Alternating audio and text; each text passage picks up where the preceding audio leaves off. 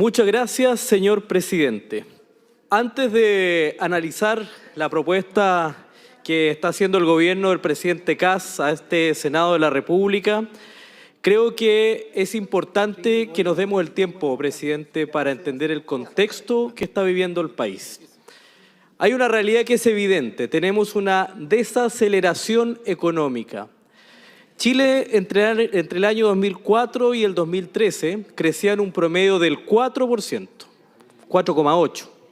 Hoy día estamos en el 2%. Y este 2% no es del último año, sino que es de los últimos 10 años. Por ende, es evidente, y no hay que ser experto para darse cuenta que cuando un país no crece, evidentemente aumenta el desempleo, se estancan los salarios, se recauda menos para las obras públicas, se limita la movilidad social. En definitiva, eso es estancamiento y evidentemente un aumento evidente de la vulnerabilidad ante particularmente la gente más pobre. Y así ha ocurrido, presidente. El desempleo nos golpea fuertemente. Hoy día tenemos una tasa de desempleo del 9,4% en el último trimestre, pero que también es curiosamente una constante de los últimos 10 años. Es decir, estamos hablando de que cerca de 1 millón de chilenos está sin empleo. Y cuando la gente no tiene empleo, evidentemente se resiente la economía familiar.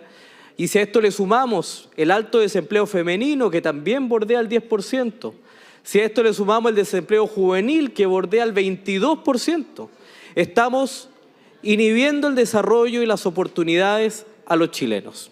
Esa es la realidad, presidente, por eso es importante que quienes están siguiendo este debate entiendan el contexto de nuestro país en este momento. A esto hay que sumarle también, es decir, la desaceleración, el desempleo, tenemos que sumarle la deuda pública, 41% del PIB. Es decir, y el gobierno recientemente ingresó un proyecto que se aprobó acá en el Senado de 6.200 millones de dólares para poder cubrir los déficits y los compromisos reales. Es decir, desaceleración, desempleo, endeudamiento, un país que en los últimos 10 años se ha mostrado como menos competitivo. Chile descendió al puesto 43 del ranking de competitividad mundial, presidente, cuando antes estábamos en el lugar 19. Este es síntomas de una situación compleja de un país que se estancó y que las recetas no funcionaron. Entonces, presidente, yo creo que tenemos que ser bastante también, yo diría, conscientes y creo que lo peor que ha pasado en las últimas semanas en este debate político público es que se le ha dado un portazo a un gobierno que fue electo democráticamente y que fue electo recientemente. Y en eso, presidente, mire, quienes estamos acá no estamos representando mayorías circunstanciales como se señalaba en algunos debates. Aquí son mayorías representativas, democráticas, que representan lo que fue la elección reciente en los últimos años. O sea, en los últimos meses, cuando los chilenos eligieron al presidente Kast.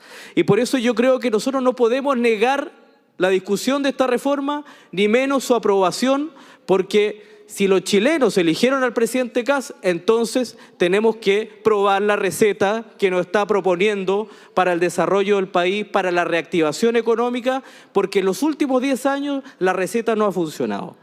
Y mire, lo recordó antes el senador Walker, a mí me tocó como diputado aprobar el TPP-11 del presidente Piñera, la reforma de pensiones del presidente Boric, del presidente Piñera, la reforma tributaria del presidente Piñera haciendo oposición al presidente Piñera en ese minuto, y creo que de los consensos se construyen propuestas que cambian la vida de las personas.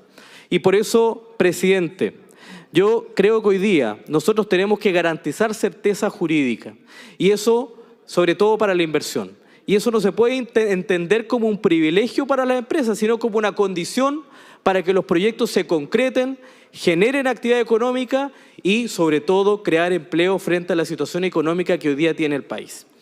Ahora, también permítame hacer una bajada regional, presidente. Nosotros en Aysén tenemos una situación económica compleja. Tenemos una crisis económica que, así como la tiene Chile, también la tiene las zonas extremas, porque en las zonas extremas golpea mucho más fuerte los problemas. Y creo, y aprovechando que está aquí el señor ministro de Hacienda, presidente, por su intermedio, yo quiero pedirle al ministro que tenga en consideración la solicitud nuestra respecto de la zona franca, que lo vemos como una alternativa, es una ley que está aprobada, pero que no se está aplicando. O sea, el Estado está incumpliendo con la ley, al no aplicar la ley de zona franca para Aysén.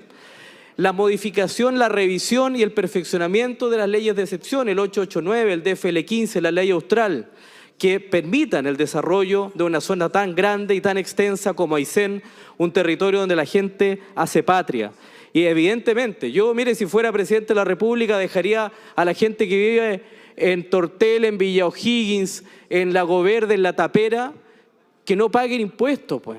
Si esa gente, oiga, cumple con un rol de republicano ahí, de estar y de control de soberanía.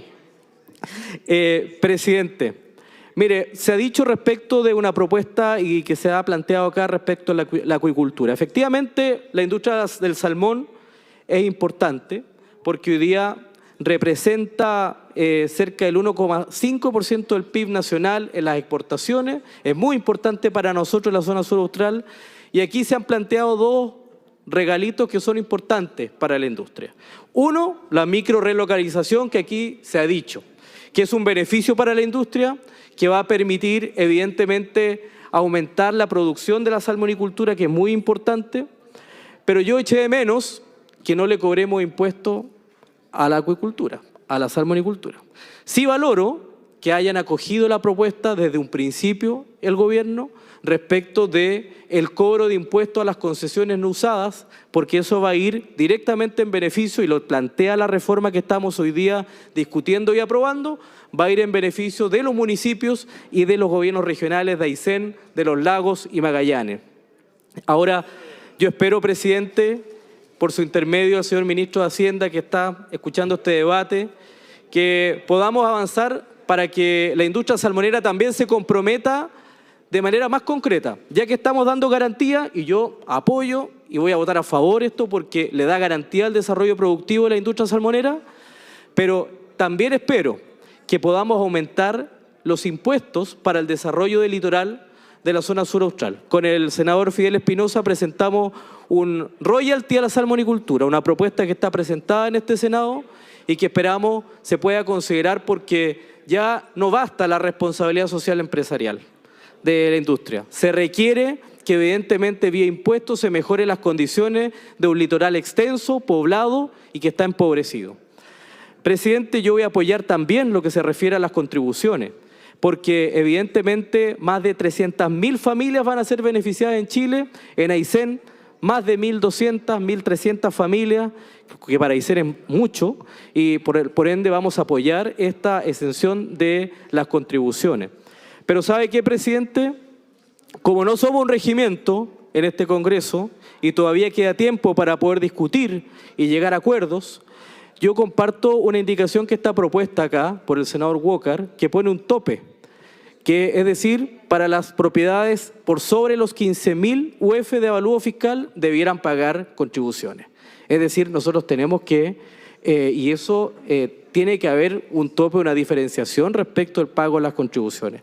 También creo, y con esto termino, si bien voy a aprobar la gran mayoría de todo lo que está planteado en esta reforma, creo que me hace bastante ruido lo del artículo 12 del proyecto sobre la indemnización por anulaciones de resolución de calificación ambiental, porque la verdad, si bien garantiza certeza para invertir, esto se puede convertir en una especie de cajero automático para aquellos que no cumplen requisitos que se establece la ley. Entonces, hay, yo creo, matices en esta reforma que tenemos que todavía discutir, todavía quedan horas en las cuales podemos llegar a entendimiento. Yo espero que nos den certeza respecto del Fondo Común Municipal, porque también los municipios en un 80% dependen del Fondo Común Municipal y yo todavía no veo certezas hoy en esta reforma. También vamos a apoyar algunas indicaciones respecto al olvido financiero, tal cual como lo hicimos con los pacientes